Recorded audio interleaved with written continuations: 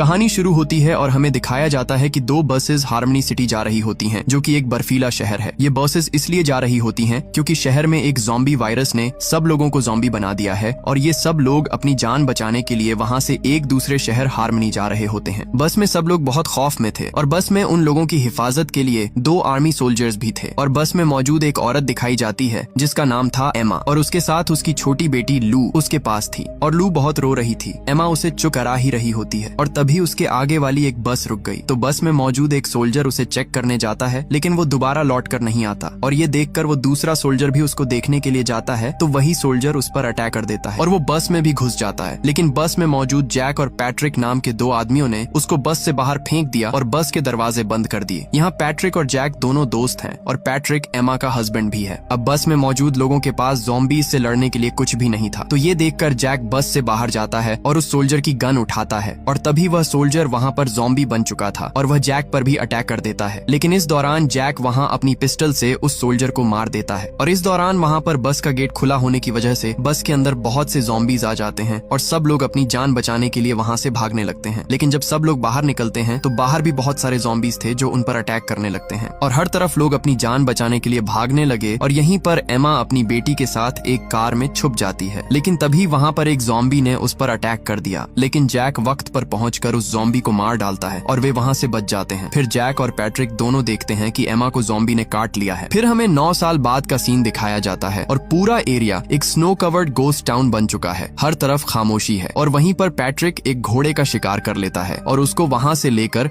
अपने टाउन की तरफ बढ़ रहा होता है और यहाँ पर अब जैक के साथ लू रह रही होती है। लू अब एक 9 साल की लड़की है। जैक और पैट्रिक दोनों एक दूसरे के नेबर थे। लू को ये लगता है कि उसका फादर जैक है, लेकिन असल में उसका फादर पैट्रिक है। अब इधर पैट्रिक उस घोड़े के गोश्त से अपने लिए खाना बना रहा होता है और अपने डॉग के साथ दोनों खाना खाने लगते हैं। अब घर में पैट्रिक बिल्कुल अकेला होता है, जिसकी वजह से वो अपने रेडियो में खुद से ही बातें करता रहता था और दूसरी तरफ जैक और लू अपने घर में खुशी से रह रहे होते हैं और जैक अपने घर के लिए खाना अपने टाउन के पास एक छोटी सी शॉप से लेकर गुजारा करता है। और जब सुबह होती है तो लू उस डॉग को, जो कि पैट्रिक का डॉग था, उसके लिए बिस्किट लाती है और उस डॉग के साथ खेलती है। अब जैक अपनी राइफल से वहाँ पर निशानेबाजी कर रहा होता है कि तभी लू उससे ये कहती है कि मैं भी ट्राई करूं, लेकिन लू को वह साफ साफ मना कर देता है। रात हो जाती है और जैक लू को एक बॉक्स देता है जिसमें उसकी माँ की पुरानी चीजें पड़ी होती हैं और ये सब देखकर वह बहुत खुश होती है और तभी वहाँ से उसे कुछ आवाज सुनाई देती है। असल में ये सॉन्ग उसकी बर्थडे का होता है, जो कि पैट्रिक ने अपने स्पीकर पर उसकी बर्थडे के लिए लगा दिया था और पैट्रिक ने लू के लिए एक केक भी बनाया था, लेकिन वह केक उसने अपने डॉग को दे दिया क्योंकि वह जानता था कि जैक उसे अपने घर नहीं आने देगा, इसलिए वह केक डॉग को खिला देता है। अब रात में जैक लू से कुछ बातें करता है